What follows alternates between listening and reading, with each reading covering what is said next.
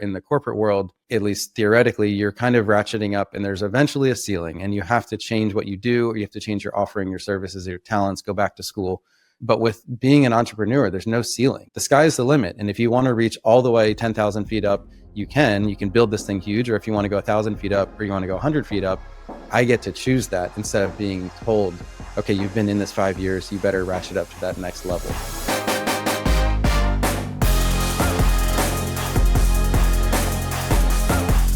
Welcome back to Good Work, my long-form interview show about the inner journey of outward success. I'm your host, Barrett Brooks, and on this show, I talk with talented creators, entrepreneurs, artists, and athletes about what it really takes to become world-class and to live a thoughtful life. These conversations are not just about the highlights, which are honestly pretty boring, but about the struggles, the doubts, and the personal growth that usually happen behind the scenes. These are the kinds of conversations you can't hear anywhere else. Today, I'm talking with Jeff Sheldon, designer, entrepreneur, and founder of Ugmonk, a minimalist lifestyle brand known for its beautifully made goods and his intentional philosophy. In this conversation, Jeff shares why he turned down Shark Tank at the height of a viral Kickstarter campaign, how his childhood love of drawing turned into a career in design, and what he's learned about perfectionism, entrepreneurship, and the emotional cost of mastery.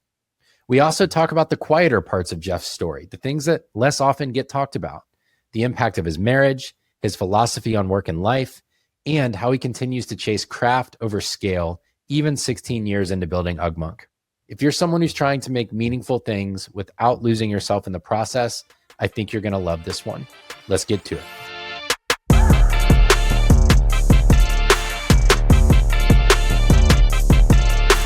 Jeff Sheldon, aka Ugmonk, welcome to the show. Yeah, thanks for having me on. Great to be with you. I'm excited for this one. And I thought we would start with the time that you turned Shark Tank down and how that came to be. You know, when you say it like that, it makes me sound, pretty powerful.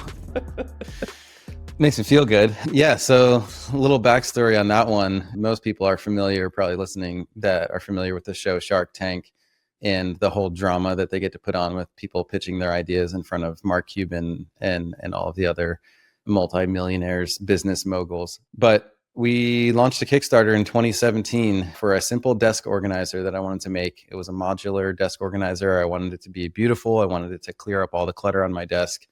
Launched that on Kickstarter with a goal of $18,000. And then that turned into a $430,000 campaign that blew all expectations out of the water and even got us on the radar of the Shark Tank producer. So they reached out and were like, hey, we want to have you on the show. We'll bypass you the first 2 rounds of interviews. Apparently there's 30,000 at the time. There was like 30,000 people that applied to be on the show. Didn't guarantee that we'd get on the show, but I was shaking in my boots just thinking about it. We did not move forward with that for a number of reasons. The main one being we didn't have a product yet, and we had just launched the Kickstarter. We hadn't gone through the manufacturing process. Turns out it was a good thing because we had a lot of trouble with the manufacturing and all the behind the scenes, and Shark Tank would have been problematic if we had taken a deal. But yeah, that a blast from the past. That was a while ago. 2017 feels like yesterday, but here we are, a whole different version of Ugmonk. 8 years later, it is pretty wild that it's been that long. That was a massive success and maybe kind of the point at which a lot of people might have picked up on your story. I think you gained a lot more attention at that time. Obviously, that was a huge overshoot of the goal on Kickstarter. And I think sometimes the things we say no to actually end up becoming more important than the things we say yes to. And our friend James Clear talks about this all the time, that you get a very small number of yeses and you can have an infinite number of no's, and using those yeses wisely is really important. And I notice in myself that it's really easy for me to get caught up in being invited to things, being invited to participate in anything, an award, a mastermind, a conference, a speaking gig, in this case, Shark Tank. And I wonder what gave you the foresight at the time, in the moment, when it must have felt like all of this momentum and attention was on you for this very brief moment in time. How'd you have the foresight to say no to the thing? I think it goes back to really why I started doing what I'm doing. And the ethos behind why I started Ugmonk was not actually to build a business and build a brand and build this product design studio that we now are. It was, I wanted to make things that I liked, and I liked the making part. I liked the designing. I liked the creating. And I never approached building Ugmonk as I want to take over the world, I want to be on Shark Tank type thing. Never even thought of myself as an entrepreneur, honestly. And we can dive into that, because there was a lawn mowing business that I had that kind of spurred on some of these entrepreneurial ideas and feeling the autonomy of what it's like. But the turning down of Shark Tank was like, I don't really want to grow to an infinite scale. I enjoyed the process and the creation process too much to start managing a huge team of people and try to get distribution partners and get in every big box store and try to take this thing big. Because to me, all of those things sound like more headaches and more problems and more stress. And I was like, that's going to pull me further and further away from making the thing. And don't get me wrong, there was a moment where, like, you think about the dollar signs, you think about, oh, if I just made it, we would be in every Target nationwide, we'd be all these things. Anyone's eyes get big when they see and they start to think in those terms. But at the core of who I am and why I'm doing this, it didn't come from that. Like, I didn't start an e-commerce drop shipping business to become some sort of make a bunch of money and then flaunt my whatever cars are in my garage. Like, it just that's not what motivates me. So it made a lot of sense to turn down that opportunity, because it didn't fit with what I was doing. Looking back, as people said, you could have gone on for exposure. You could have just, you didn't have to take the deal. You could have done it. But I think it does reach deeper into the core of like what I'm still trying to do, and the role that I'm trying to fill in the brand itself is that design creator, hands-on, the artist approach to things. That's the most fulfilling part, not managing a global supply chain. Yeah. Yeah, one of the things I wrote down I make this little mind map of every guest I'm going to have on, and you and I have known each other for years, and so I have this great starting point for it, but I wrote down the philosophy of work and life, and then I crossed it out and said the philosophy of working life. And it just seems like you have a philosophy of working life. And I wonder if you had to kind of like summarize what that philosophy is that drives how you've built the company and how you work and how you build community, just like the way that you move through the world, what that ethos is. It's kind of weird, because I've become a brand as a person / brand / identity / my Instagram handle. And I don't think that was on purpose, all the way back to the beginning. So let's go all the way back. When I started what is now known as Ugmonk, it was to design a few t-shirts that I wanted to wear and then sell them online. And it was basically that simple idea. Like, I was in the t-shirt design world and I had some experience there. The name Ugmonk was an afterthought. The idea of Ugmonk was a side project. And for the first couple of years, I was telling people, they would be like, oh, are you going to do this full time? Are you going to make a brand? I'm like, no, this is just a way to make money. So I kind of backed my way into that, because I was trying to do the thing that I liked, which was designing. So I got home from my first real job at a design agency, and I'd be designing after that, working on this t-shirt thing. And the idea of like doing that, and I felt the fulfillment of designing and creating a physical product, that became my life. And then that and Ugmonk has become synonymous. And that wasn't necessarily like, I want to be an influencer. In fact, I still don't like that term or don't think of myself that way. I might influence people, but this was like pre-influencer era. This wasn't even when like, that's what, kids were marking as they want to be a firefighter, a policeman, or maybe an influencer as their things when they ask you in kindergarten. I think the idea of doing what I loved, do what you love what you do. I mean, it's cliche and it's like on everything. And I had a shirt that said that, and there was a whole era of that. But I think that actually does embody what I'm trying to do, and the ethos of like, if I'm going to spend my days doing something, I want to enjoy that time. I want to use the gifts that I have and the things that are fulfilling to fill that time, not work the opposite just so that I can enjoy the weekends. And like, it never made sense to me why people, they hate their jobs and they're like, but I make so much money, but I hate it so I can have the thing. And I was trying to be very conscious in the beginning to blend the two things where work and life can overlap. And sometimes there's good parts about that. And sometimes there's parts where you wish you could, I wish I could separate from being Ugmonk. My identity gets too closely tied to what our sales numbers are. And I'm thinking about, who am I? Where's my worth in that stuff? But I think the blending of the two, it's a true lifestyle brand in the sense that it's the style of life that I'm trying to live, to do the things that I can fund the life that we want to live. So yeah, that's kind of how the ethos came about. Yeah.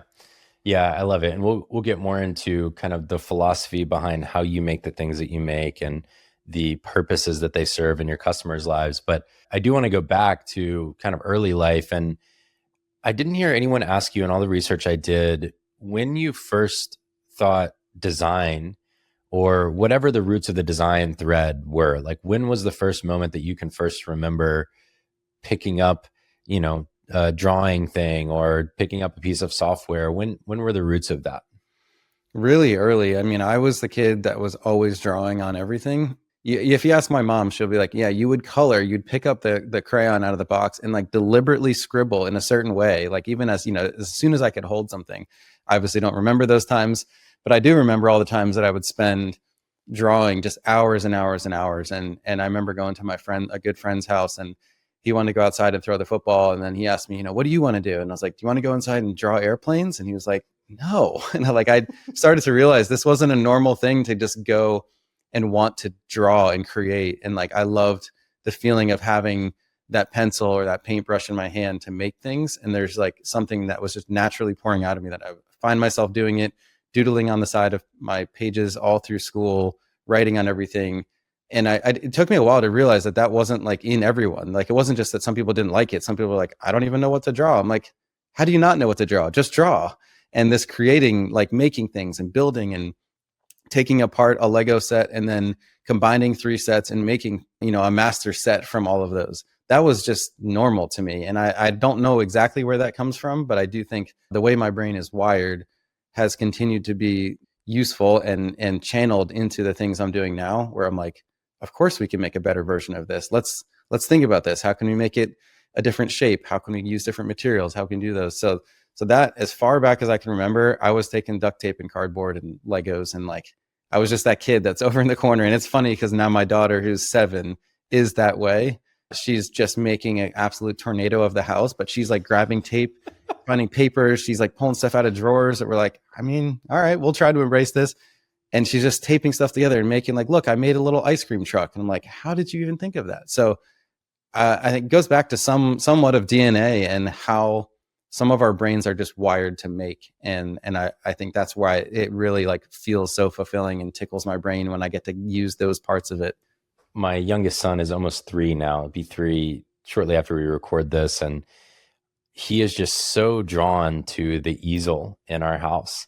And every time he's got quiet time or free time, he wants to go pull paint or markers or a craft project or whatever. He just wants to make stuff. And I think so much about this because my brother was very much this way. And I've come into my own creative impulses over time, but it definitely wasn't where I was oriented. I wanted to be outside playing sports. And so there was just like this difference between my brother and I, but my parents didn't know how to harness that, how to encourage it, how to make that a positive in his life through no fault of their own. Like, society is not set up for the creative people to thrive. And I wonder if you had people encouraging you or if you had to kind of find that within yourself, I guess, is my core question there. Yeah, thankfully my parents really pulled that out of me and did everything they could to enable me, whether it was like a summer art camp or I ended up taking art lessons from a local artist in high school, which I had a really weird blend of hobbies because I'd be playing soccer and then I had my own lawn business and then I'm going to art lessons and was the only guy in the class. There was a lot of that. I think that actually I had a lack of confidence that was okay. Like, it was okay to be this blend of athlete / artist / entrepreneur builder, because it didn't fit into the mold. Like, it wasn't the jock mold, the art kid, and then like the programmer or whatever. And looking back, I'm like, I'm glad that my parents encouraged that, and that they really get a lot of credit for saying they saw the artistic talent and abilities in me. So they were like, what can we do to help you to really see that through and make something of it? Didn't know that they would turn into graphic design. I don't think they ever pictured me being a business owner and running what I'm doing today, but they supported me. And then my mom's mom, my grandmother on that side, is a fine artist. So my mom says it skipped a generation through her and then it passed it down. But she was a very talented fine artist and did a lot of pastel drawing and oil painting and watercolor. So I was around it a little bit in that sense, but out of my immediate family, I was the artist and the creative, and just get tapped into whenever somebody said the word creative or art, it was like, oh, let's ask Jeff. And it's like, so it's still kind of, it came somewhat from family. Yeah. I love discovering these hidden complexities in people. I was having a conversation recently where I described myself as a high contrast individual. The example I always give is that if you were to ride with me in my car and I just had my iPhone on shuffle, like what you would be most likely to hear is trap music, basically from Atlanta hip hop, from where I grew up and when I grew up.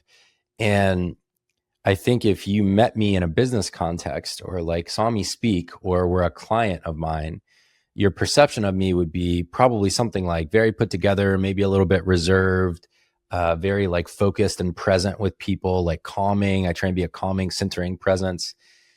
And then you'd get in my car and you'd hear this music and it would be like, what in the is this? Yeah. And I don't know what to say other than that they both really and truly exist within me. And like this deeply vulnerable style of interviewing people or writing about my life, and the highly competitive, ambitious, like go play basketball on Tuesday nights and want to win every game part of me exists. And I'm really fascinated by these high contrast aspects of ourselves because people want to put us in a bucket, and it's like, I don't think that serves us. I think the fact that you were an athlete and an artist is actually really beautiful, and it creates this depth and range that would be difficult to get any other way. But even saying like you're the creative, it's like, well, you're also a stud soccer player, Mm-hmm. and these things can coexist within people. And so I guess I go on a little rant on this because I have found a lot of healing and peace and learning to celebrate that about myself and not try and like excuse it or explain it or feel like I need to feel badly about it. It's just like all these parts exist and I'm going to represent them to you. And what you get from that, either sitting across from me in a conversation like this or as a client, is that I know who I am and where I stand and what I stand on, so that I'm not going to be shape shifting in the face of what you are going through. I'm going to stand on me and like all the complexities of me and celebrate that in you too. And so anyways, I just love hearing that about your story, I guess, is the end of all of that. Yeah, I'll add one other facet. I mean, the subject that I did well in and still gravitate towards is math. So you really want to mix it up. It's like I'm the art kid who didn't really like reading and literature, but I loved math and I had the athletic component. Like it doesn't fit in any box. And I think hopefully that gives also, people feel the freedom to be okay with not fitting in those clean boxes. Like in a movie or in a book, it's usually cliche in the sense that the character has the traits that we think they would. They're the captain of the football team, they're the jock, they're the leader, this and that. But like the reality is most people don't fit into those things, but I don't think our culture knows what to do with that. Like they don't know what to do with the combination of the weird combination of things that we're actually made up of. Yeah. I think honestly, it's just harder to tell a story around complexity. It's way easier to boil it down to the simplest possible form, even if it's not true, because the arc of that story of going from like dumb jock to enlightened, compassionate, hero of the story or whatever is easier than starting with the complex set of traits that is just harder to show contrast in. So there's usefulness to it in the sense of storytelling and probably not in the sense of setting examples for people. So one of these elements that you mentioned is you don't or haven't always viewed yourself as an entrepreneur. And yet, even early on, in high school, you were running a lawn business, which I also did. And it's easy for me to hear that in entrepreneurs because it's so common in entrepreneurs and think, well, everyone must run a lawn business. But if of everyone I knew in high school, I was the only one that ran a lawn business. So it's also funny that like in conversations with other entrepreneurs, it's quite common. And in society, it's quite rare. And I wonder why you think of yourself not as an entrepreneur, even though it's been there for so long. I think it goes back to those stereotypes, because I had friends and I have friends to this day that were like the entrepreneurial kid, like the kid that was, making the lemonade stand and figuring out he could get his friends to work for him and he could charge twice as much. And if he got the certain ingredients and like all of those things. And I always think you think of them, right? Like us versus them. Like I'm not one of them. Kind of back to the same thing, like the labels of like, yeah, that kid was always driven. You knew he was going to start a business someday. And I was like, oh, that's not me. I'm over here just, doodling on the side of my book when I should be actually reading it. So the entrepreneurial side and tracing back, I do have that in me, and I do really enjoy the entrepreneurial side and the way of thinking of being an entrepreneur. And the idea first hit me when I was starting that lawn business. I actually bought the business from a friend. So my friend was going off to college. He said, "Hey, I have this lawn business. You're a couple years behind me. Do you want to buy this? Sell you the equipment?" And at the time, it was 13 customers. And I'm over here making, I think, $6 an hour, working at a retirement community and washing dishes, and my first job in the workforce, and looking at what he's making, and like kind of did the math and was like, you know what, that'd be a lot more fun. I could just put some headphones in and mow lawns and like do my own thing and not have to worry about it. And that was like, that's the spark of like, oh, autonomy of like work harder and work smarter. And it goes directly back to my input, like the inputs versus the output is a direct line, and there's nothing in between to stop me. So as I started doing the mowing lawns, I really enjoyed it. I could mow all of the lawns, in 2 evenings. I could knock them all out pretty quick, put out flyers the next year and was like, hey, we should get some more of these, and started to build it until we had 30, 35. I forget what we ended at, but like started to see the ability of like growing a thing and then putting in that work, and sometimes working really long, 2 really long days or 3 days, and then having the rest of the week off. And all of my friends were still working like their summer jobs. It's like, this is pretty cool. You don't have to just work hourly sitting there waiting tables. Not that there's anything wrong with that, but it's a stark contrast once you get on the other side and you start to own your own thing. So that was there. But even at that time, I wasn't like, oh, I want to start a landscaping company or I want to build like this thing. But I had tasted that enough to know what it was like, that now being on the other side and after doing this for the last 16 years, it's like, I can't imagine going back to being an employee, because I really enjoy that autonomy and the control factor. Even if it's hard, I'd rather just muscle up and get through those hard days because I can control it. Also, it can be a problematic area of my personality, as we've talked about, you and I have talked about, and wanting that control. I love the idea that there's no ceiling. Working your way up a ladder in the corporate world, at least theoretically, you're kind of ratcheting up, and there's eventually a ceiling, and you have to change what you do, or you have to change your offering, your services, your talents, go back to school.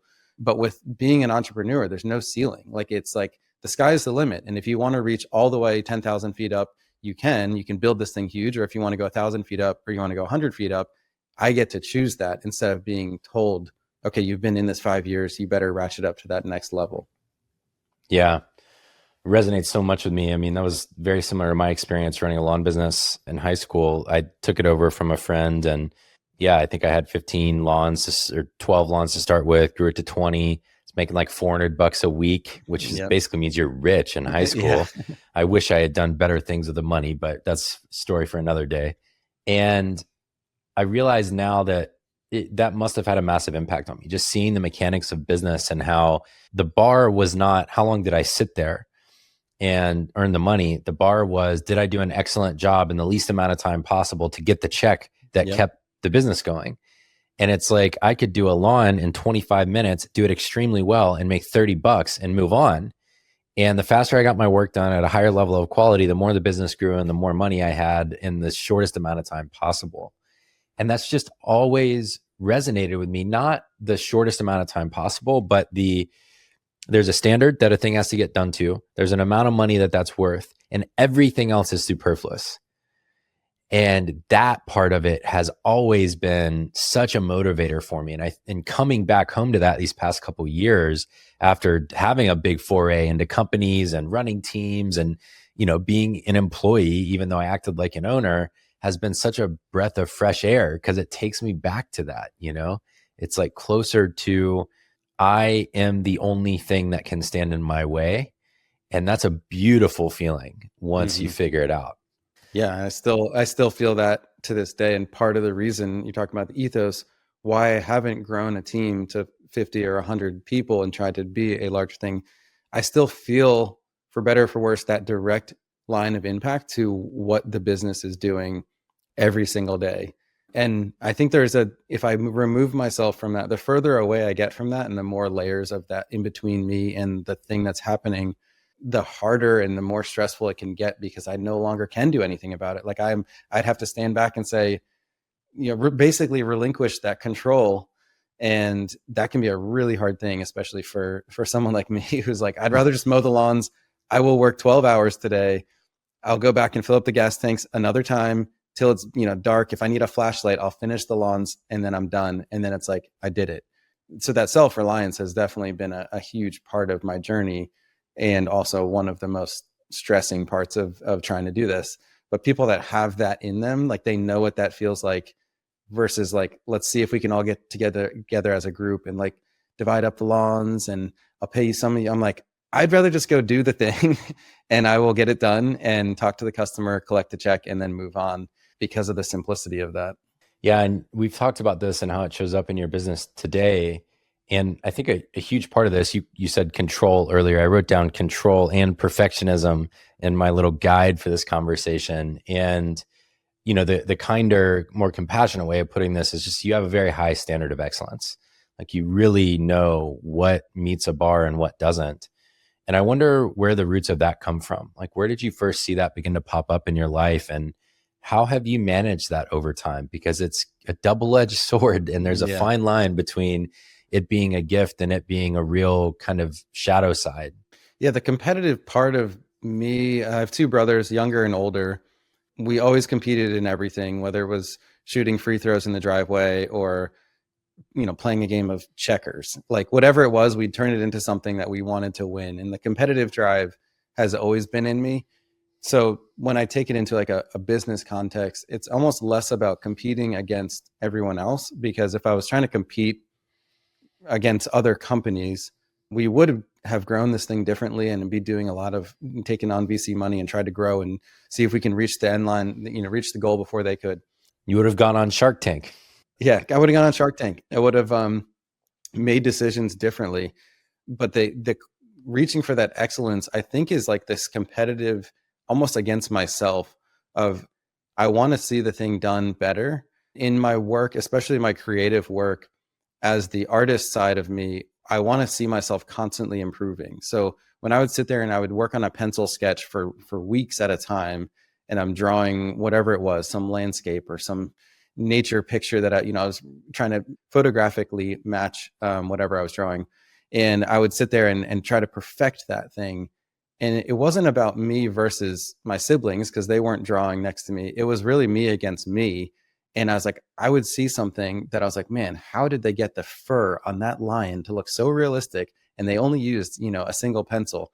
And I would go after that, and I would just try to figure that out and sketch and sketch and sketch and try to learn the techniques to do that. So the standard of excellence was like, it was almost like the bar was always moving. But anytime I saw something that inspired me, or now, a product that inspires me, or it was a piece of art or a website that I'm like, how did they get that to do that? I'm immediately drawn towards like raising myself to try to learn that. Now, I'm not great at everything, and I'm definitely not a master at a lot of skills. But anytime I see anything anywhere, I'm always thinking about like, how hard could it be to get that good at that thing? And I feel like the competition is against myself to be excellent. And then the rest of it is more really subjective for people to say this is excellent or this isn't.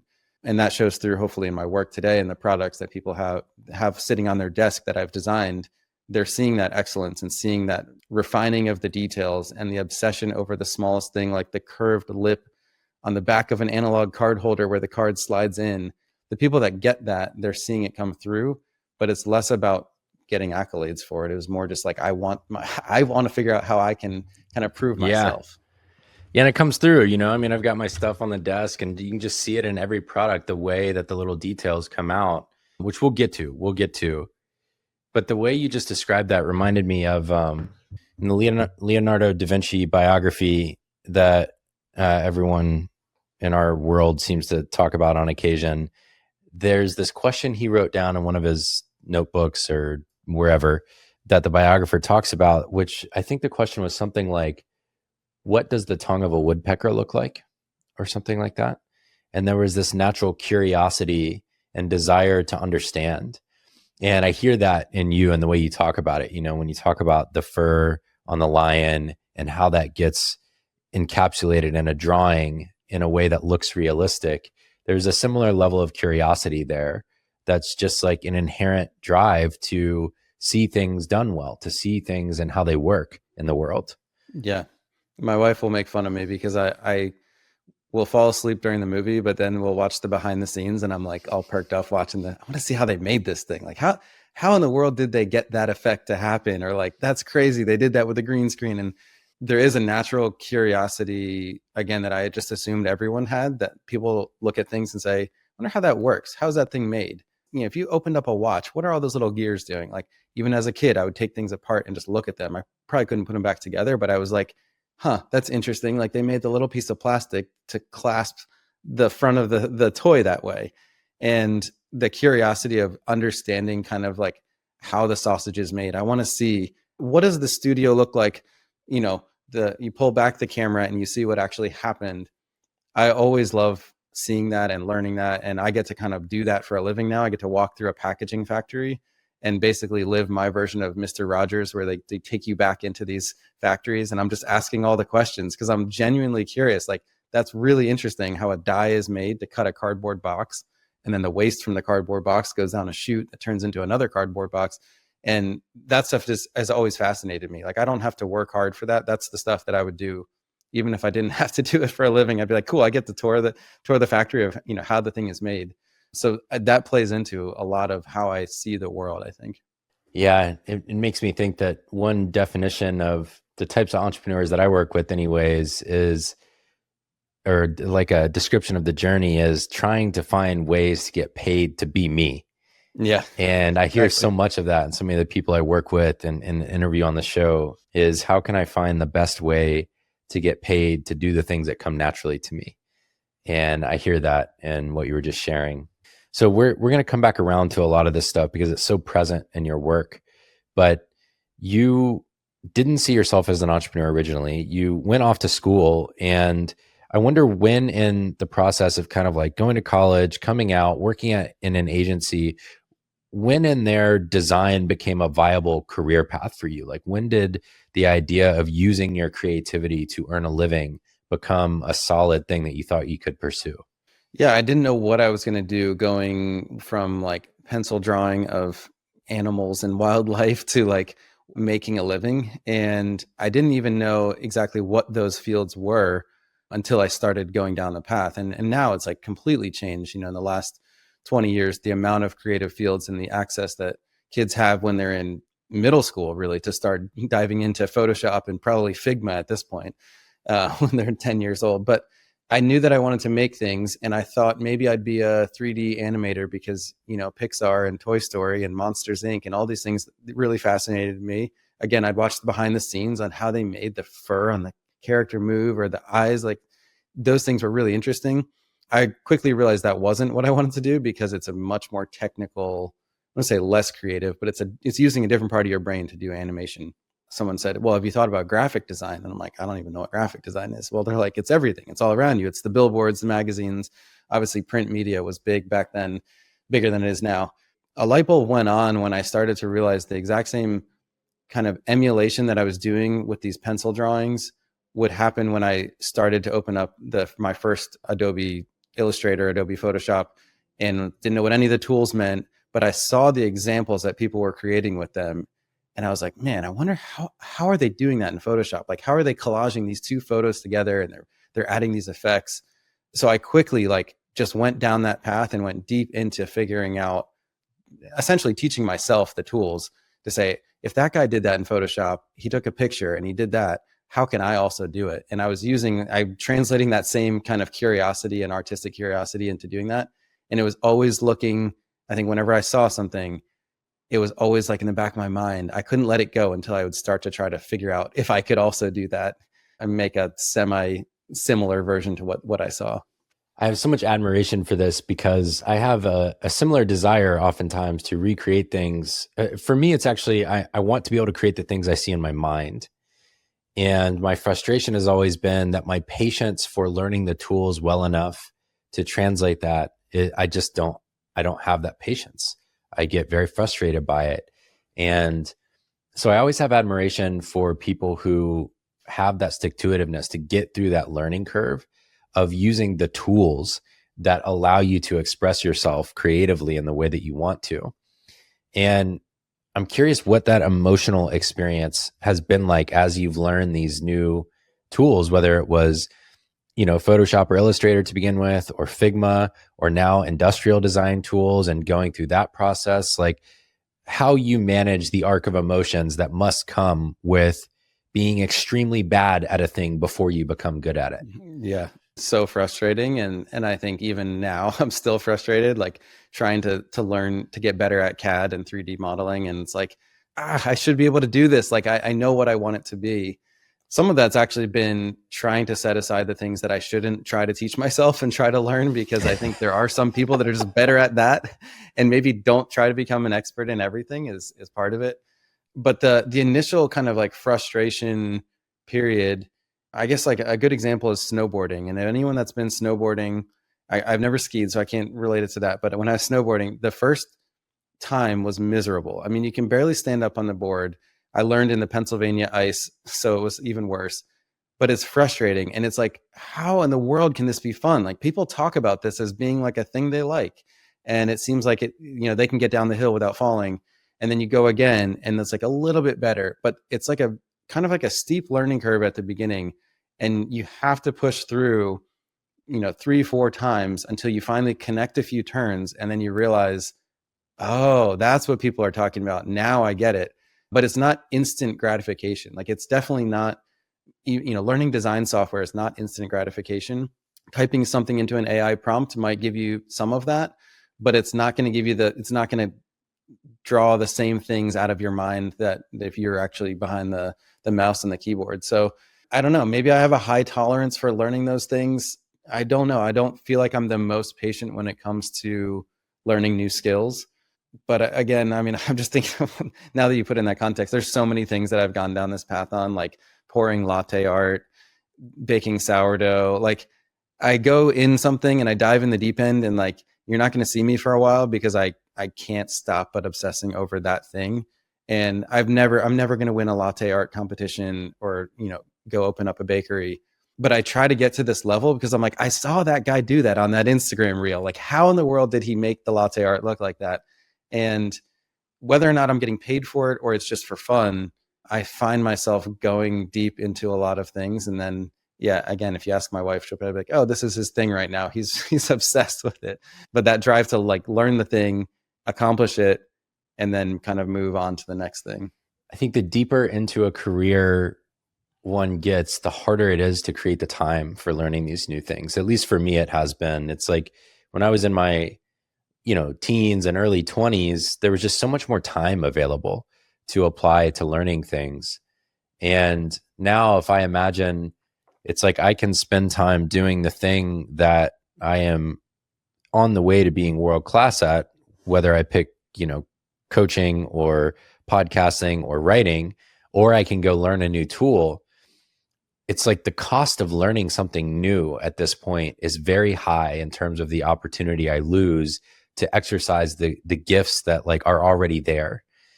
Whereas when you're in that period of just really steep growth and learning early in a career, there's just more room for it. And pre-kids, there's just so many practical things that come into life. It just strikes me that there's a lot more discipline required and a lot more spaciousness required to allow yourself the room to be bad at this stage of life that we're in.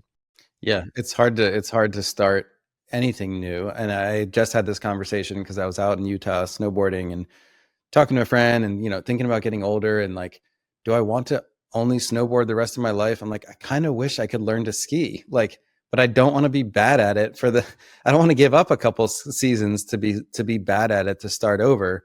And that feels like such a waste because we get 2 days on the mountain this year. It was a very limited time, but it feels like taking a step back to start anything new like that, especially at this stage, is really hard to want to do when I kind of have the things that I know, and I don't have a lot of time beyond that, especially with young kids.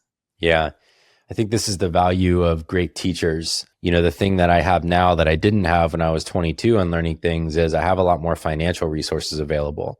And so if I only have, 2 days in a season to go ski, I have the ability now to make the choice. It's still a trade-off. Like, it's not like I don't have infinite money. I still have a budget and I have to work within it, but I could choose to use my flex money to go pay someone to take a steeps clinic and really learn well turns on steep terrain.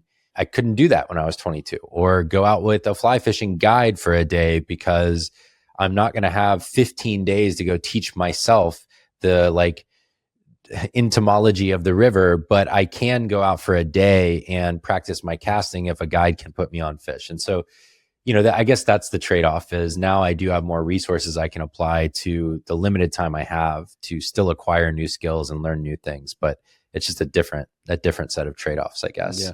Gives you an appreciation for people that do the thing that they make it look so easy. They're like, how hard can this be to make a pizza, right? Like the guy stretches the dough, and then you try to do it, and it's like, this is not that easy. But then you realize they've put in 10,000 or 100,000 reps to get there. And some of that, I think that the coaching and teaching helps, but I don't know that there's a shortcut to become an expert at a lot of the things, especially, physical muscle memory type things. You just have to do it over and over and over.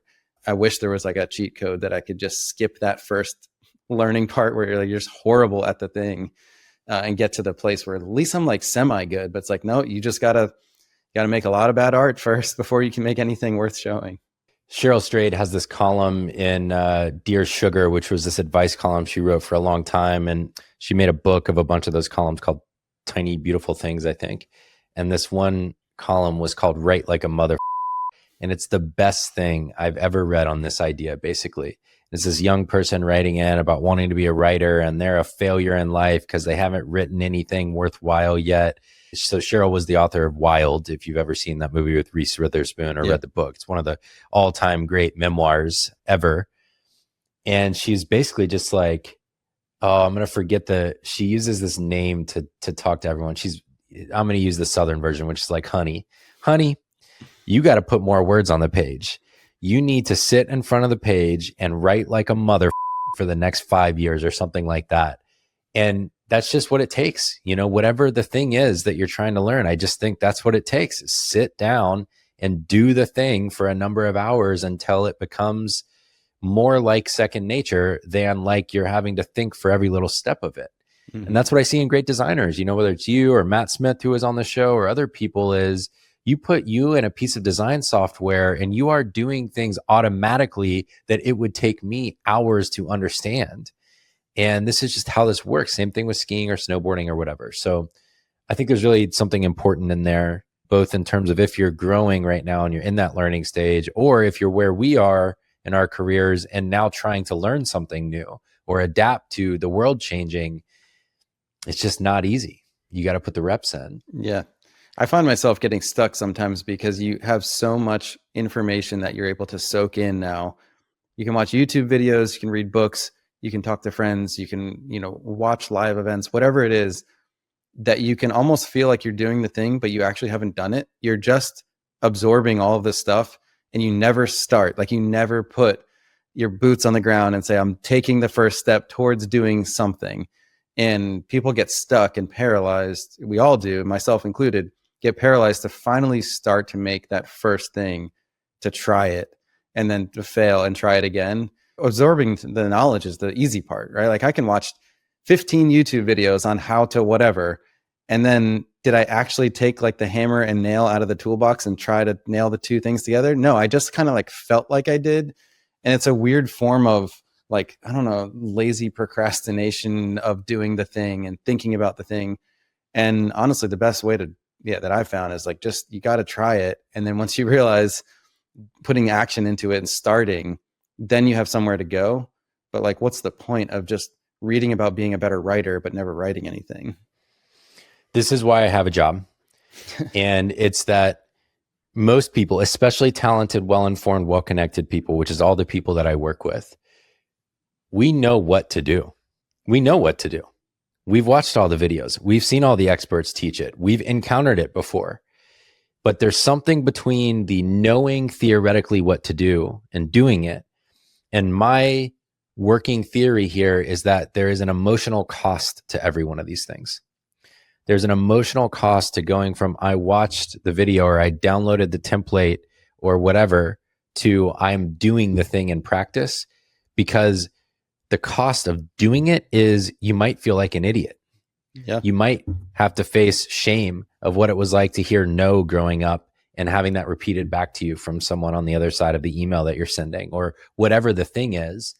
And so this is a working theory I have, is that the whole internet is designed around teaching you how to do things. And what I'm trying to get people to master is the psychology and emotional cost of doing the things, because that is the missing element for way more people than what should I do next? Like every time you and I talk, you don't have questions about what you could do. Mm-hmm. You have questions about what do I want to do and which costs am I willing to pay to do them? That's definitely a real thing. And I think the internet has given us the ability to want to do more things than ever, but also has created more resistance to doing those things than ever. Before that, you go out and you learn something. Maybe your dad was going to teach you a skill. You just saw him do it. You tried it. You sucked at it. You tried again. But now it's like, I want to do this specific thing. So I'm going to I'm going to buy a $5,000 course on how to make a physical product and sell it. But like, you're going to go through that whole course and then you're never going to actually make the thing. And it's so much easier to get stuck, like pretending to do the thing. So yeah, there's definitely an emotional cost. And I think I'm very grateful that we're able to soak in all the information, but same thing. I'll watch a bunch of things or read a bunch of things and I'm like, I didn't do anything with that. I just pretended to kind of like process it over and over and over and over. I need to at least try it and put it out there. Yeah. You and I could riff all day on these concepts, but I want to capture a few more pieces of the story that tend to get missed. And you mentioned your wife kind of in funny ways a couple of times, and the ways our partners see us that sometimes we can't even see ourselves. But I haven't heard you talk often about when you all came together and what role she's played in this whole story along the way of these 17 years of Ugmonk. Yeah, so we go way back. We knew each other first in elementary school, and then we're high school sweethearts, and then eventually got married young, right out of school, right out of college. She's played a silent but majorly supportive role to basically everything that Ugmonk has become, from the early stages of, hey, we just got married, I'm starting a job. Oh, by the way, I'm starting this like t-shirt thing where I'm going to sell some shirts on a website. My brother's going to help me code it. Well, little did she know we'd have boxes coming to our apartment. She'd be folding them and putting them in poly bags and handwriting out customs forms so we could send these things internationally. And what sounds like a romantic time together folding shirts on a couch was really probably not the best way to start our marriage.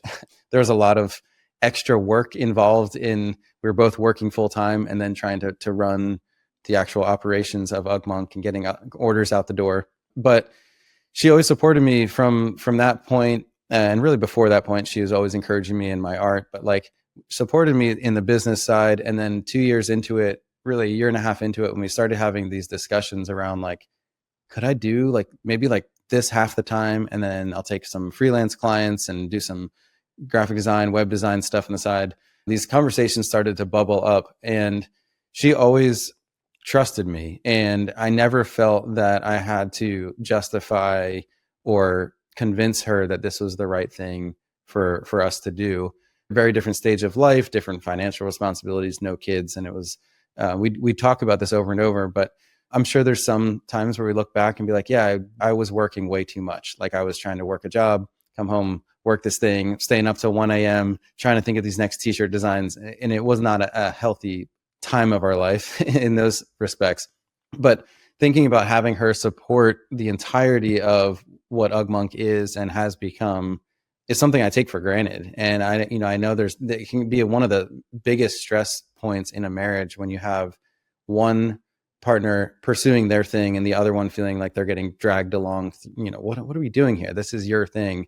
And it's been challenging in a lot of ways because there's people that have said, oh, aren't you married to Ugmonk? Isn't that, and it's like, it can be really like demeaning and demoralizing to be known as, oh, you're Jeff's wife, as opposed to her identity. And, we've had to work through some of those things, and the blend of work and life can be a problem because like my identity is so closely tied to the business, which is the social media presence that people know the brand. But having someone by my side to literally do everything and anything to make it work, whether it's like coming in to make boxes and ship orders, even just taking the kids when especially when they're young, and like, I need a couple hours of time to get this thing done and to be there to alleviate me from two screaming toddlers.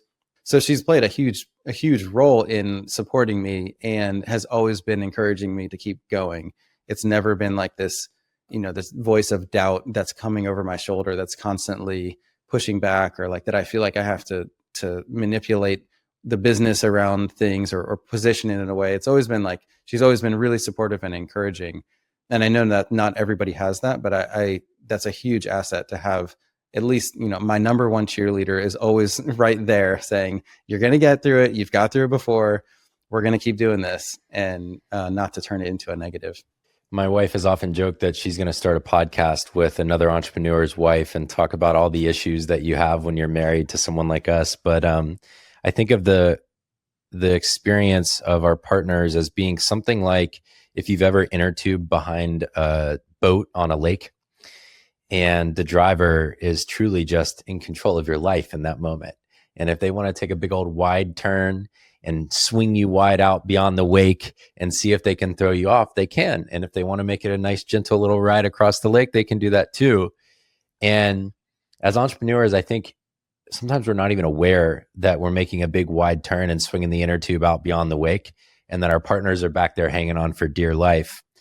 And there's something, I will describe it as saintly in the ability to handle that, because there's this grace required to know when you have to speak up for your needs, because those exist, or when you choose to set those aside and say, I'm going to play the encourager role right now, even though I'm freaked the out by what's going on, because that's what's needed to get us through this. And that role is so complex, and managing the relational dynamics on both sides of that is complex. And I think it's really easy for that to become an invisible part of these stories that we all live in building our businesses. And it's why it's so important, why I ask about it every time. Yeah. Because like, I just can't imagine it would have been the same without her there as the support system. Yeah, for sure. Yeah. And her personality, to her credit, she is one that people naturally will come to, and kind of, she's just always been that listening ear, and to a point where she'll get caught in between, both parties saying this person and this person, but being that kind of stable sounding board or source. There's a comfort in knowing that when I'm like, I don't know what I'm going to do, I don't know how I'm going to hire somebody, all of our products are messed up, like having that person be that steady force that's going to come in and encourage and just be there. There's like a almost like a silent steadiness to her personality. Not that she doesn't have highs and lows, but I think it counteracts kind of like my obsessive personality when I'm deep in something and I'm so, hyped on it, and then it falls apart. And then the next day, it would not be a healthier version of me if I was solo in a vacuum creating these things and riding these highs and lows and these extremes. I would say, having Mandy, my wife, and then having my kids are the two stabilizing forces that I think make me a better human. Left to my own devices, I would be probably a workaholic and probably down some rabbit hole of pursuing some worthless skill like latte art or something, but trying to prove myself to a pointless end. There's no end to working harder and harder, and the hustle culture of this, what a lot of the things that are promoted, and just work harder. Like, I think I would tend towards that. So I do look at the family that I have and the people around me that help counterbalance that, so that I'm not a one-sided human and I have to constantly, fight that off, because I enjoy what I do. Yeah, same. I find that there's kind of these two big archetypes to the marriages I observe in entrepreneurs. And it's, on one hand, your story, meeting early and being together a long time and kind of growing together. And the other is to have become a fully formed person and kind of like be your own adult self, and then go and seek someone and meet someone. And I find that they have very different challenges based on where the relationship starts. And I wonder, maybe just one or two keys to maintaining a long-term relationship like you've had when you began at such an immature time of life. Yeah, I mean, we're different people back then. It's like, we joke about it, how fast time flies. And remember when we were 18 years old, 16 years old, it's like, it's just crazy to think about how much life has happened since then. And then it's like, So we've been together more than we haven't. And it's like, so we've seen each other through all the things. And I think the biggest thing that really that our marriage and our partnership is based on is that trust. And like, I don't know that you can coach that, but there's a level of trust that we have with each other. We're not constantly kind of looking at it from the opposite perspective or pushing back on things. That like, I know that ultimately we want each other's best, and what our conclusion that we're going to arrive at might be different, but we can trust the other person in their decision. And I think that trust element is something that can't be formed overnight. And I do think it's something special that we have from having so many years of life that you can't hide or shapeshift. Or if you get to know someone the first few weeks, you can kind of like hide those ugly parts. Like you can kind of like, I feel like we've known each other so long that we know all of our tendencies, each other's tendencies. We have a level of trust that we are now in a healthier place where we can call each other out on things and say, hey, you're doing that thing again. And it's like, yeah, I'm doing that thing again. And that to me is one of the keys, is being able to have that kind of conversation. Yeah. Getting there is hard in my experience. So Yes. What did you all find was the key to making that transition from maybe like someone saying something like that and the other taking it personally to someone saying that and it being a constructive, productive conversation that helps build the relationship closer? That's actually more recent than our, well, I wouldn't say our whole relationship has been that way. I think, a lot of the relationship probably would have been, we are both conflict avoiders. So we would passively aggressively let the other person know that we disapproved of what they said or what they decided or where, what they were doing in that moment. But the biggest thing was the Enneagram. And I know the Enneagram has been a buzzword and has gone all over the internet in the last few years. That tool specifically completely changed the game in our communication as husband and wife, and how we talked to each other and understood each other and realized that we were both approaching this through very different lenses. Like the way that I see the world and the way that she sees the world, they were looking at it from opposites. And that's why there was this misalignment, and like the conflict was happening because we weren't thinking the same way, but assuming that the other person is processing in the same logical steps that we think we're processing in. So the Enneagram, if people haven't started down that path and they want to like understand themselves, it's not something that you can do overnight. But I think when you start to realize what your true motivations are through life, including the good and the ugly, that gave us ways to talk to each other and approach each other and work through conflict that we had never done before because we were too afraid to like say something. I'd say the last five or so years has really changed how we're able to kind of address each other in that relationship. My wife and I had a similar experience with the Enneagram, and this is another high contrast aspect of who I am. I love data-driven, research-backed stuff, and I love spiritual stuff. And, you and I went through this assessment called the Highlands Ability Battery. It's very science-backed, very like neuroscience driven about how the brain works, our natural abilities, and measures it in a very objective kind of way. And that's one end of the spectrum on these kinds of like assessments and tools we can use for understanding ourselves. And the Enneagram is probably towards the other end. It's much more of like a spiritual development tool where if you want a research study that says this is how personality forms, it's not there. But if you just sense into, does this tool help me grow because it helps me see myself differently? The people I hear use the Enneagram for that see lots of growth from it consistently. Mm-hmm. And I don't know what to tell you about that kind of thing. What I can say is it was extremely effective for opening up parts of awareness about myself that I did not have, even though I thought I was self-aware. And I hear that consistently from other high agency, high performing people. So I'm curious, for those that are listening that have gone through the Enneagram, what number are you and what number is your wife?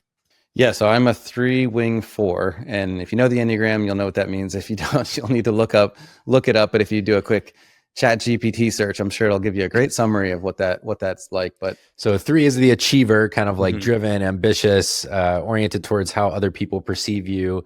The 4-wing is individualist, kind of uniqueness, wanting to be unique and creative in your own way. Mm-hmm. And then how about your wife? Yeah, and Mandy is a 9, wing 1, maybe wing 8, but she's definitely a 9. So yeah, So 9 is kind of peacemaker, pacifist. They're the person who that makes perfect sense why people come to her to share their perspectives, and she helps kind of modulate that for them.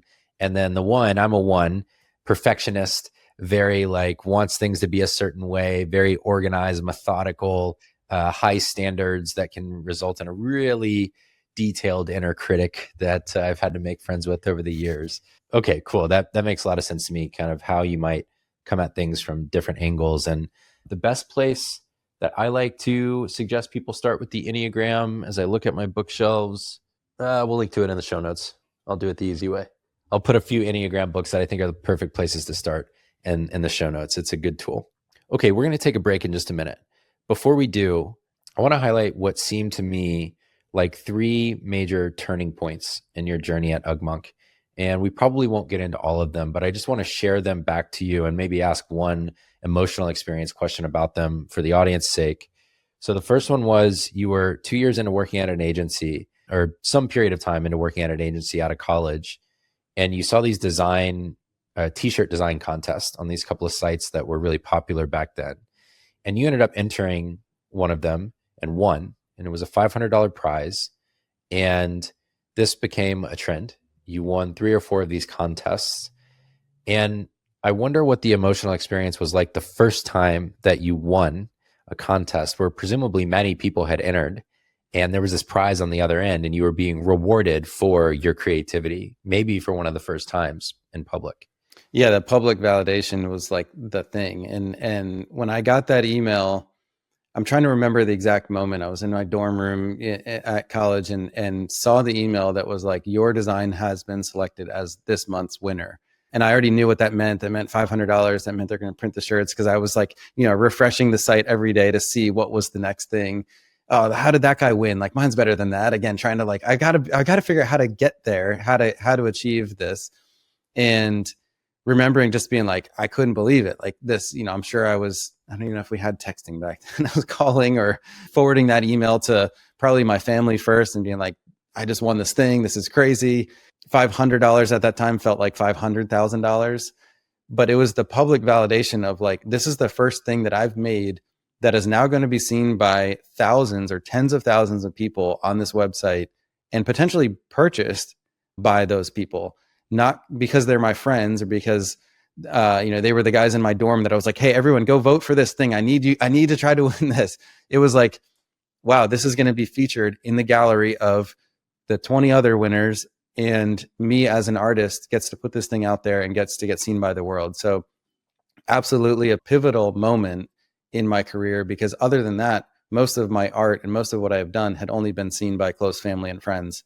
I had never posted it on that public bulletin board essentially and let people come in and see it. So very cool moment, and very cool to feel the shirt when it was printed and see my name, printed in the tag when they sent me the actual physical shirt and be like, I made this thing. I wasn't behind the screen printing machine, but I was the designer that made the design they printed on the shirt that they're now selling. Yeah.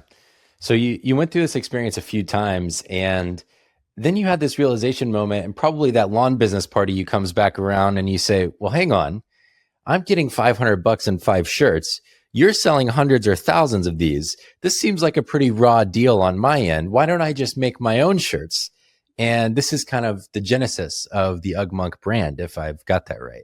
Yeah, it's exactly right. I mean, like my logic brain's kicking in and saying like, these moments are still great when I win and they feature it. And then I'm thinking about it. And some of them would even reveal the stats of how many shirts we're selling. So you're like, 1,200 shirts they sold at, $25 a pop. And it's like, wait, I'm still here. My $500 check all of a sudden feels smaller and smaller. And it's like, this seems like there's got to be a way of doing this.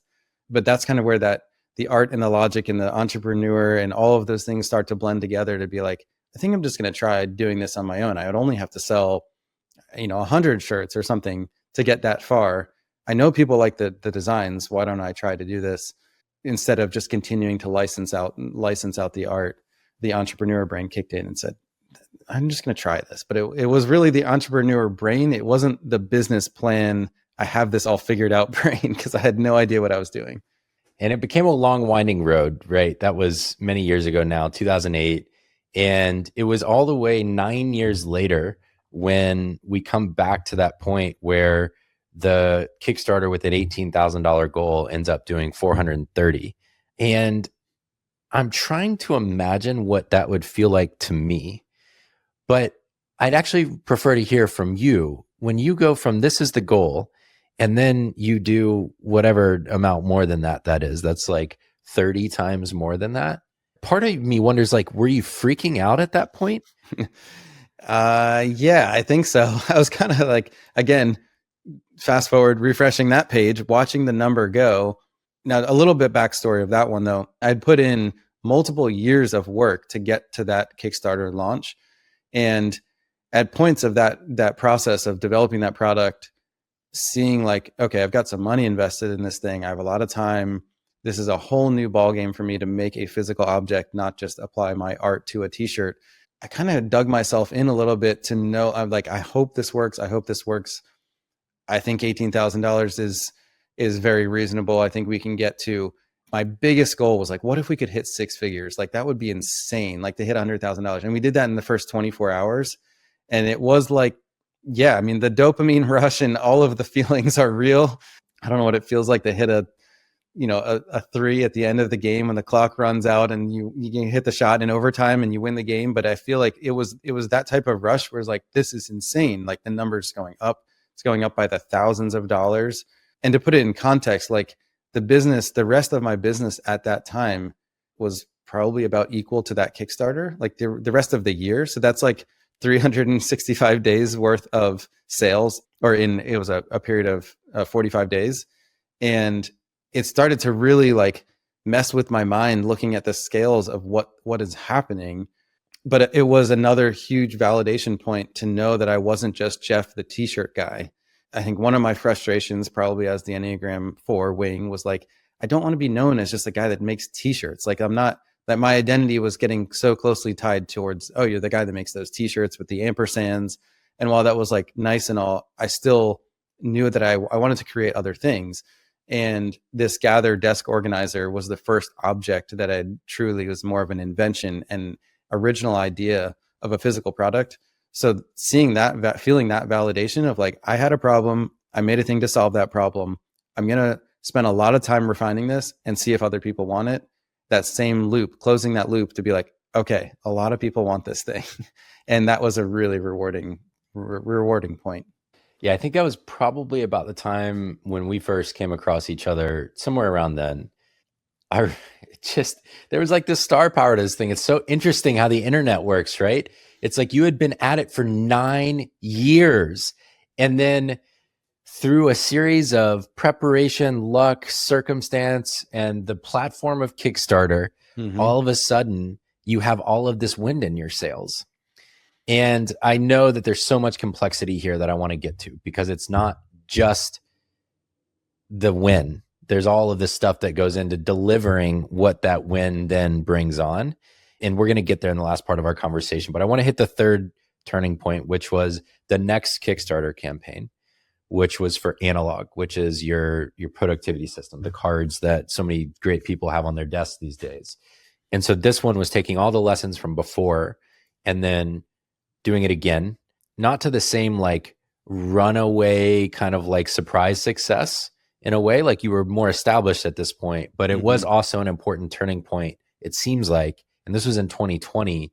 And I wonder how that one contrasted to the Gather Kickstarter. You definitely found the 3 turning points. And when I go back to write my memoir, now I know exactly where to stage these things. But that was a very different moment, and honestly has completely changed the course of our business from 2020 till now.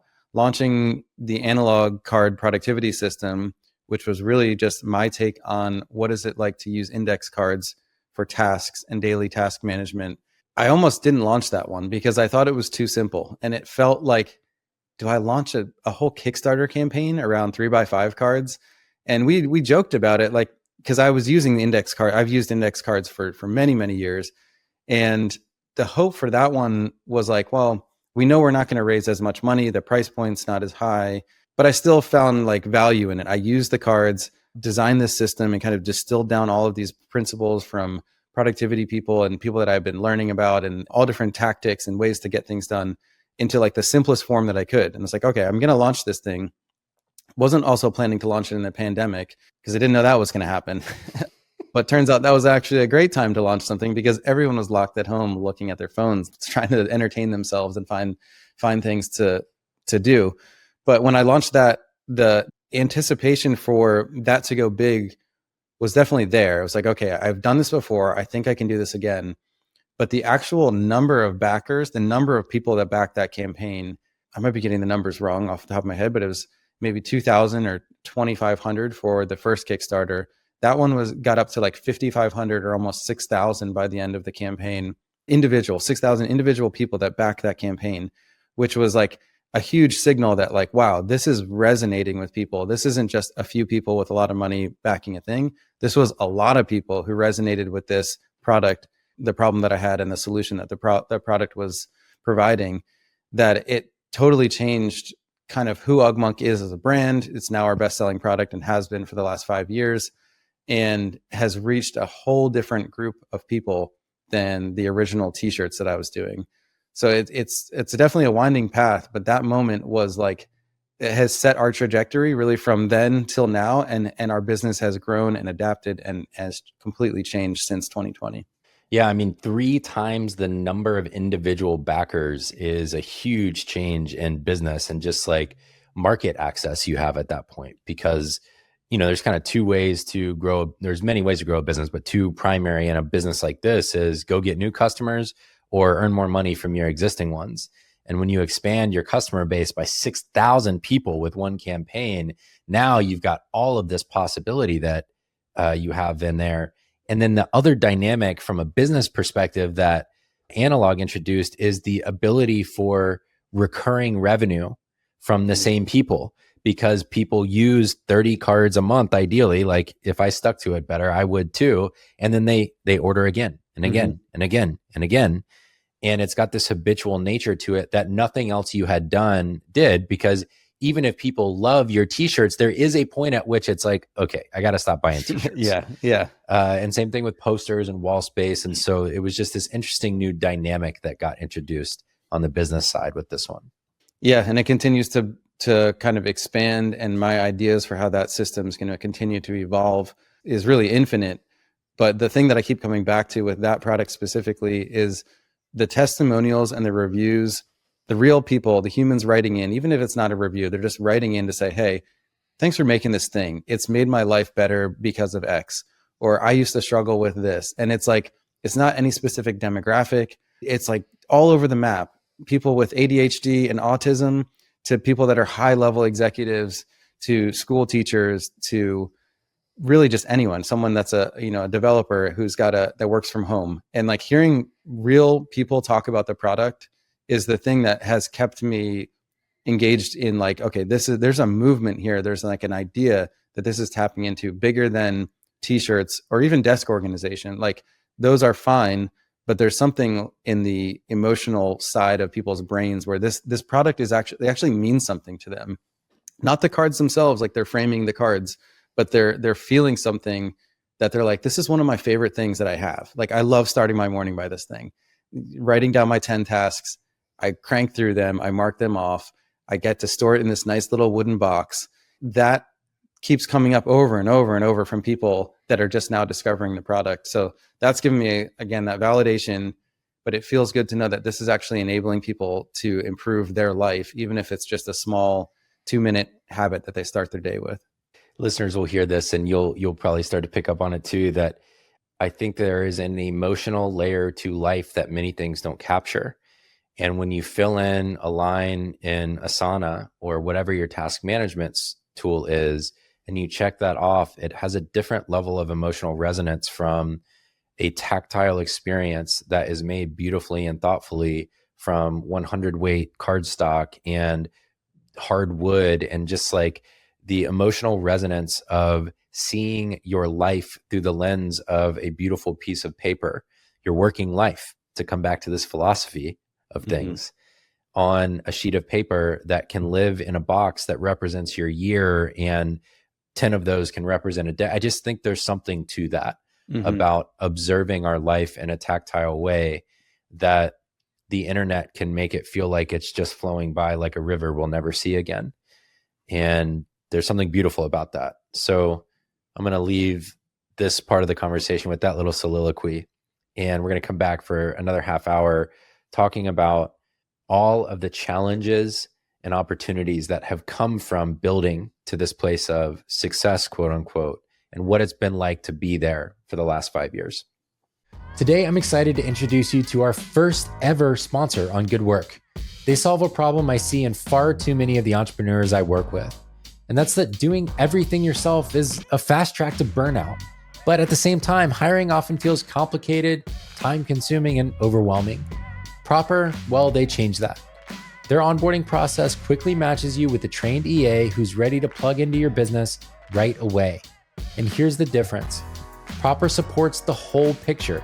They'll take care of email, scheduling, and projects like you would expect, but they'll also book family appointments, coordinate travel, or even send gifts on your behalf.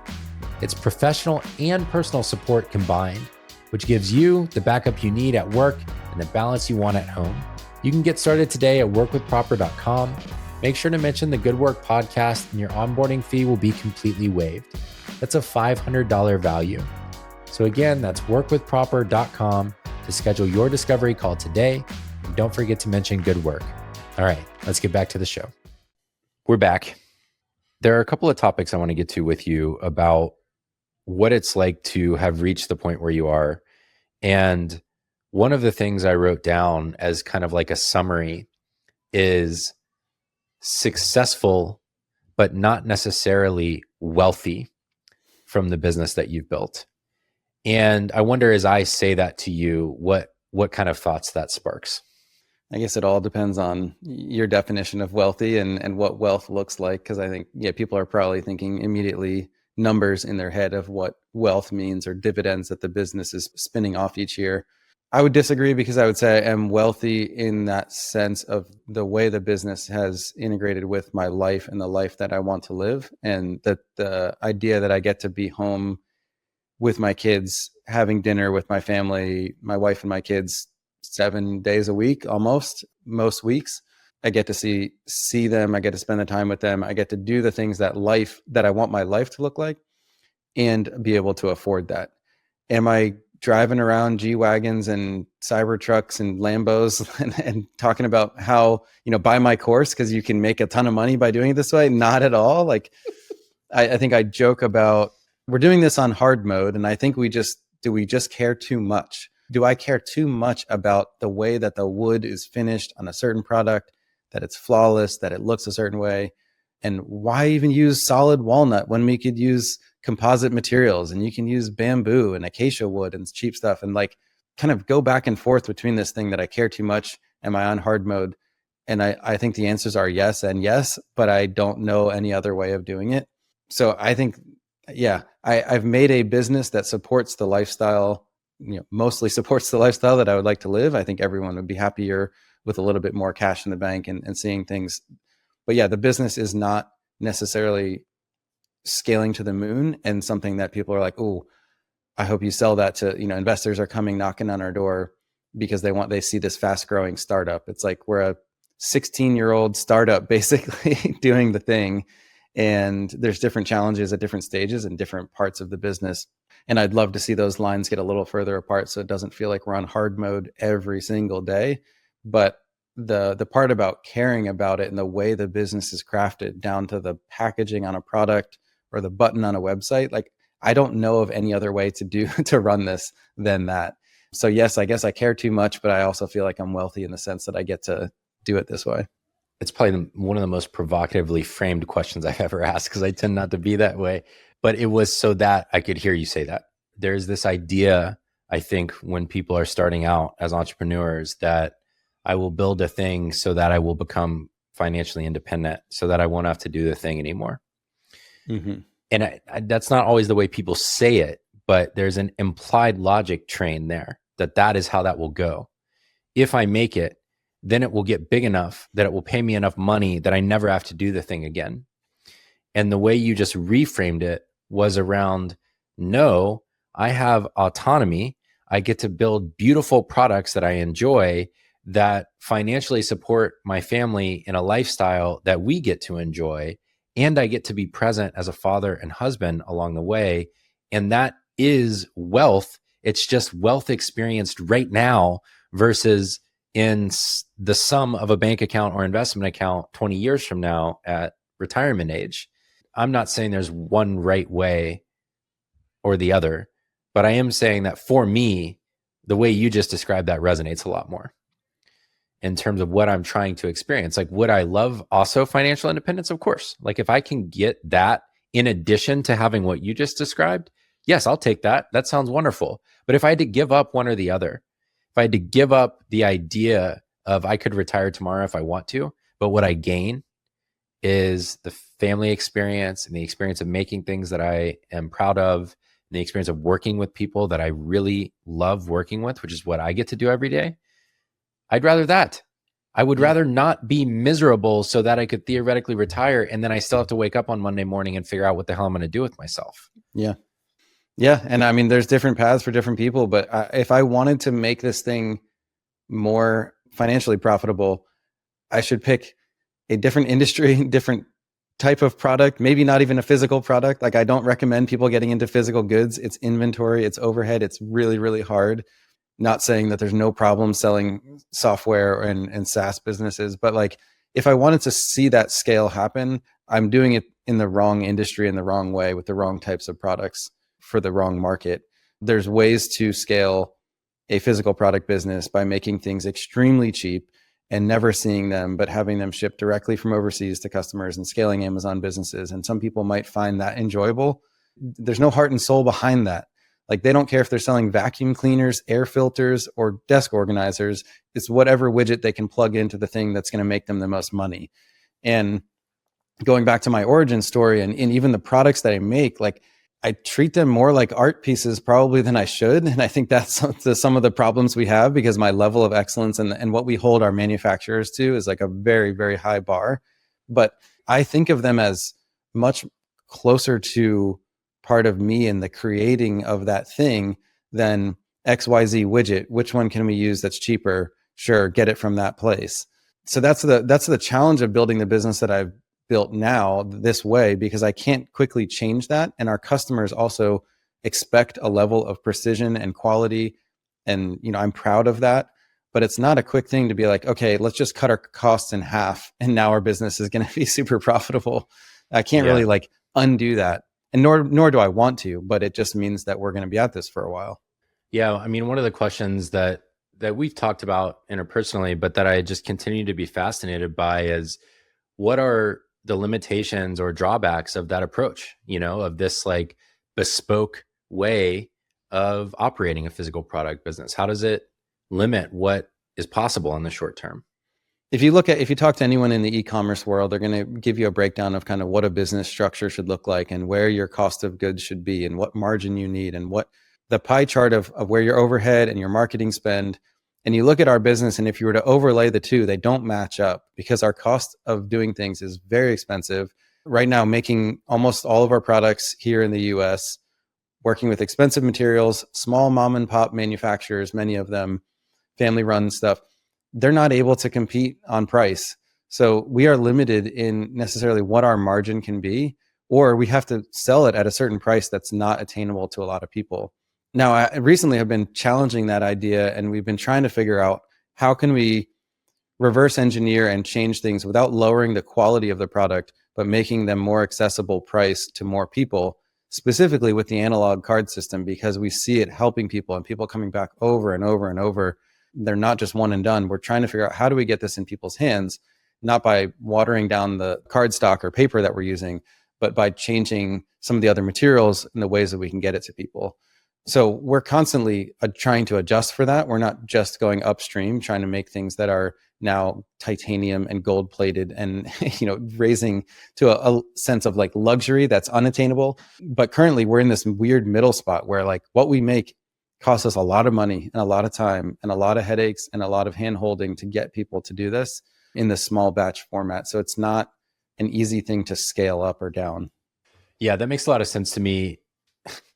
This is kind of a funny way of phrasing this, but it's like, as I was listening to how you arrived at this place, number one, I think it's in you. I think the standard of excellence is in you. And you had real experiences that reinforced this way of being early on, where you had quality problems, you had material problems, you had lack of visibility into the supply chain. There were all these things that happened with those early physical products where it reinforced your desire to have more transparency and more control over all of this. The way I wrote this down was, is the way Jeff operates today just a trauma response to the experience he had with the early versions? And I don't mean that like in a mean way, because we all have versions of this, we do, right? But I wonder to what degree the way you're operating today is a response to how bad it was with doing it the other way early on. Oh, for sure. I mean, I was talking to my operations director about this, and he's like, seems like you've had some really bad experiences. And like, he's like, it seems like everything comes back to you hired the wrong person, you worked with the wrong manufacturer, you've been burned before.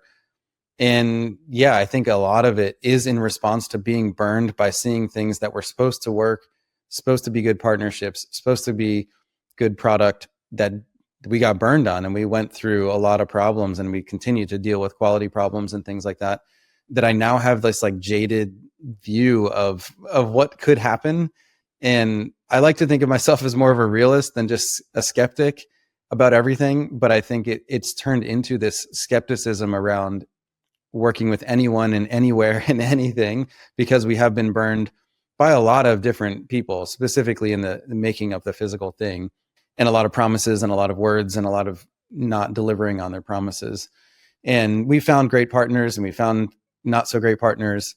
But the response, your question about that, I think is also something I'm working through now, because just to do it this way, to do it on hard mode, the expensive way, the local way, is maybe more of a response to that than, is this a sustainable business? Is this the way to do it?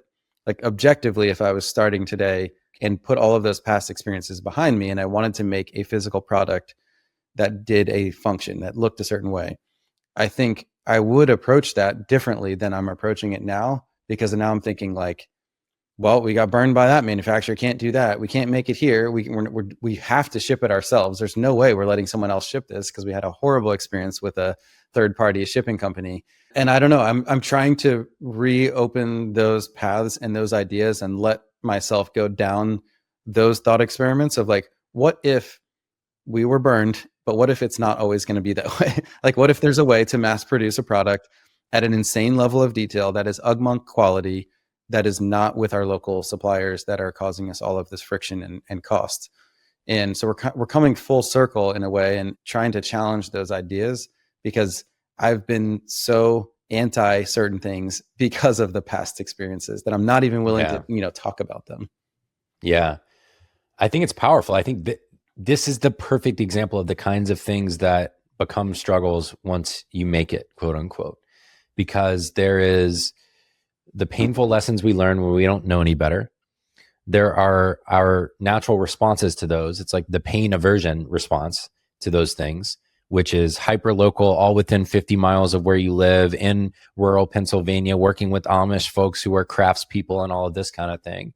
And then there is but hey, we probably could reach more people in a really positive, thoughtful, aligned way with what we value if we found some middle ground here. And there's a beauty in that process, I think, of doing it one way that you get burned on and reacting with the pendulum swinging wide. Mm-hmm. And then there's almost like this earned wisdom approach that says, well, what would have to be true to find a middle between those things? And it seems like maybe you're dancing on that edge of that what would have to be true question. Yeah, that's been a lot of the last 3-ish months of what we've been talking about internally. Is I revisited basically my design hero, industrial design hero, Dieter Rams. I was reading his story and like kind of his whole journey and the ethos behind Braun, which a lot of people would recognize. Braun, they've made consumer home goods and electronics since the 50s. And many of which are still used today. There's a shelving system that Dieter Rams had a part in called the Bitso 606 shelving system. and it's the same design as it was 60 years ago. And there's this timelessness and there's this quality and there's this standard that's just so admirable and like aspirational for me as a designer. And as I was reading back through like what his ethos was when he was designing these products, it specifically wasn't for the top 1%. It wasn't for the luxury home. It was, how can I design a coffee maker that's going to be more intuitive, work better, and look great on someone's kitchen counter? And his design principles, which have now become this 10 principles of design, are kind of like the 10 commandments in design, the design world, that he didn't intend to make into that, but they've kind of been commandeered into to all designers. But like his actual purpose was to get good design in more people's hands. And just recently rereading that part, it wasn't about, did he only manufacture in Germany where he was from? Did they only, was Braun like a local craftsman thing? And like, while they probably started that way, they soon realized like plastics were invented, injection molding was invented, new techniques. And he was looking at those. How do I use those to make that coffee maker or that record player or that juicer or what, that razor? How do I use these things and apply these principles that make an object that is timeless, that is thoughtful, that is functional?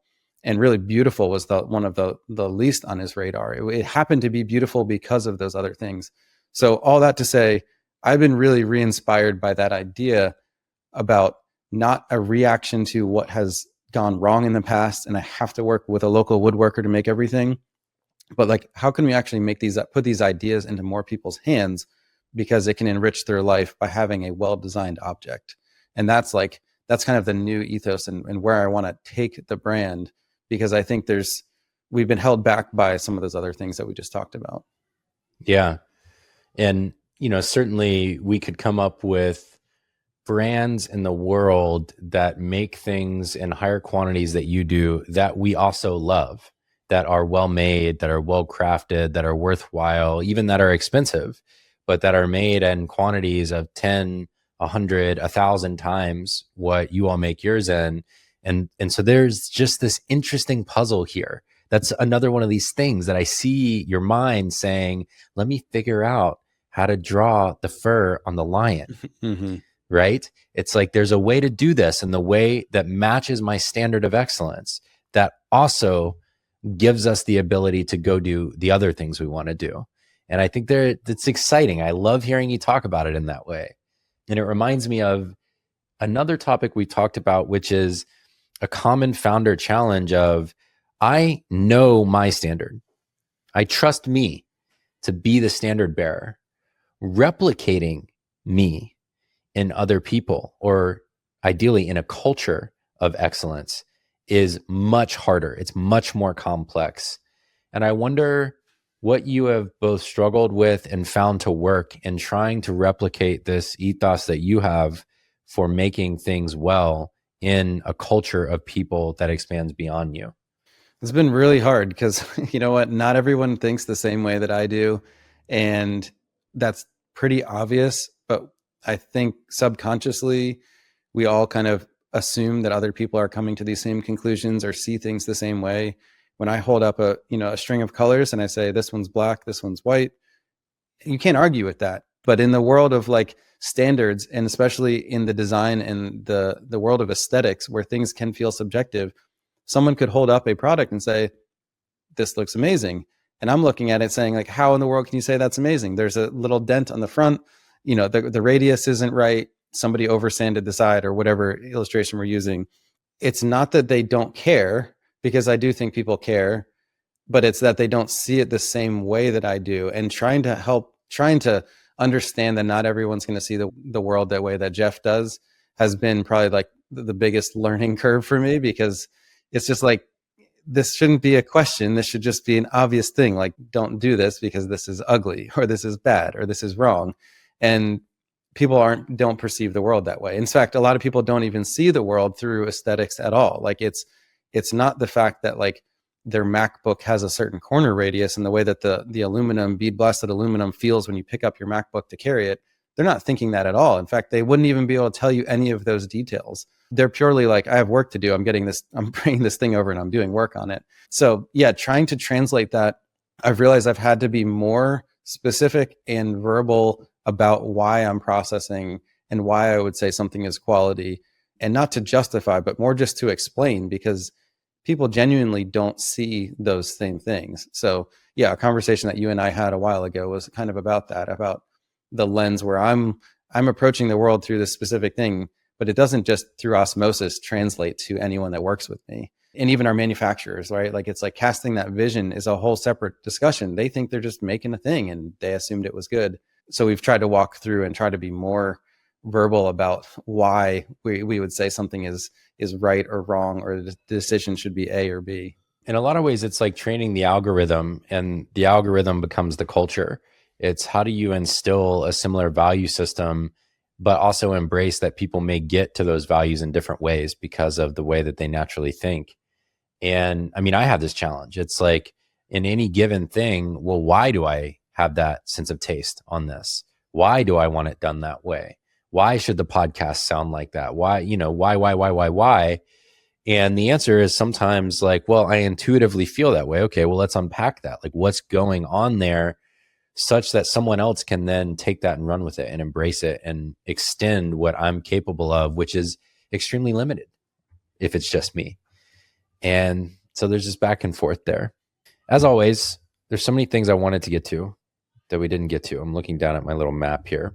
So I'm just going to let us wrap up with my typical questions that I ask. And the first one is, what do you think you have become world-class at? Well, it's not latte art, I'll tell you that. Gotten to a medium level of doing that. Maybe this is a blanket answer and we can dive deeper, but I would say I'm a master generalist. And by that, I think I've become a master at being able to move the parts around to make something a reality. Whereas someone might be specifically really good at graphic design or product design or marketing or copywriting. I wouldn't say I'm a master at any one of those things specifically, even product design, but I've become really good at taking all of those parts, assembling them into something that creates this experience, this feel, this physical thing, specifically a physical thing, into the world, and telling the story of that physical thing. So while I'm not a master graphic designer, I have been able to take pieces of each one of those things and then apply them through into this whole where the sum of those parts can be something special. I love that. There's this new documentary that just came out, Netflix, Apple TV, one of them, called First on the Call Sheet. Kevin Hart's production company put it together. It's a 2-part documentary series on Black actors and actresses in Hollywood and the growth of basically Black storytelling in Hollywood. And so it's through the lens of 15 male, first on the call sheet actors, lead actors basically, and 15 female lead actresses.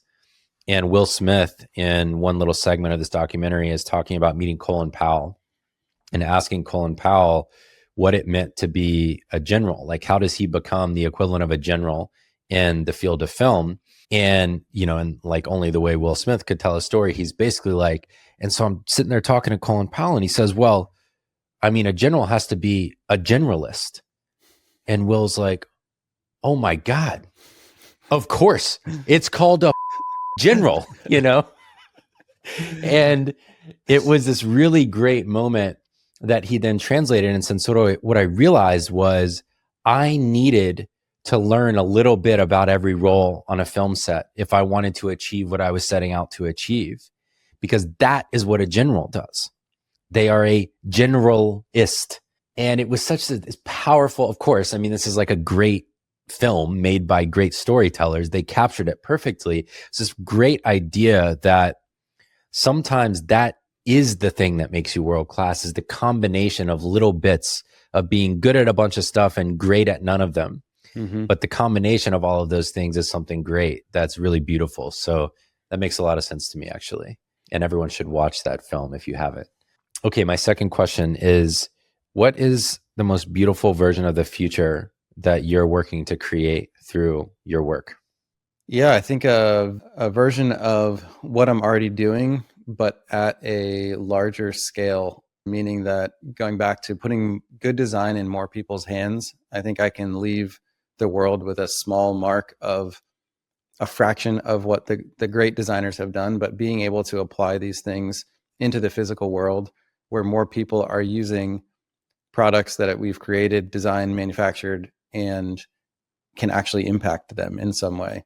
And that goes way beyond t-shirts, right? Like t-shirts, it's a shirt to wear, which is a function. But I'm really fascinated by putting out more things that do encourage people to live better. And it might sound overhyped that an index card is going to change your life, but the simple act and mindfulness of prioritizing things and putting them on that card and slowly working toward a better version of yourself feels like the future that I want to see more people have.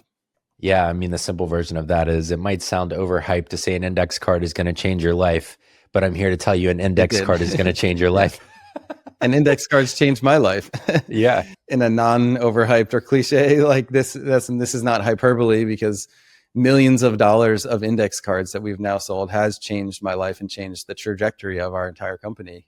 But it goes deeper than that when you realize what's actually the psychological things that are happening from the cards. But yeah, that's I think the fascinating challenge that I have set ahead of us is how do we reach more people with that?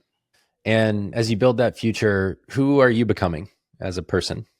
I mean, hopefully I'm becoming better as a designer, specifically in like my skill set, but hopefully becoming more well-rounded as a person and as a leader, falling backwards into entrepreneurship and not feeling like I was never the class leader or the person that wanted to step out, that wanted to do that.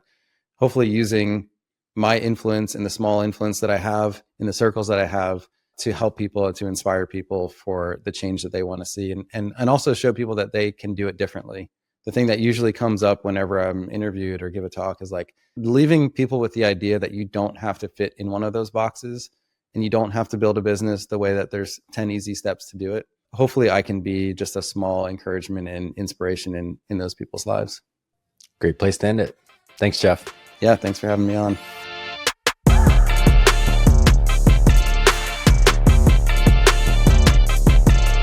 Thanks for listening to this episode of Good Work. I'm your host, Barrett Brooks, and this podcast is produced by my friends over at Podcast Royale. If you enjoyed this conversation, make sure to follow Jeff on Instagram at Ugmonk. That's Ugmonk. And check out his work at ugmonk.com. Whether it's his best-selling analog productivity system, which I use myself every day, or the handcrafted objects he makes in small batches, you'll feel the intentionality and attention to detail in every single product they make. You can find full show notes at goodworkshow.com, including all the links and resources we mentioned in this episode, plus summaries of every past episode. If this is your first time listening, I hope you'll stick around. Hit follow on Apple Podcasts or Spotify, or subscribe on YouTube so you don't miss the next conversation. And of course, if you're already a subscriber, thank you, number one. And secondly, I hope you'll pass this along to one friend who's been thinking deeply about how to make meaningful work without losing themselves in the process. Maybe someone who has a really great attention to detail and design and wants to make a career out of it. I think that they'll love it. Thanks for being here, and I'll see you on the next episode.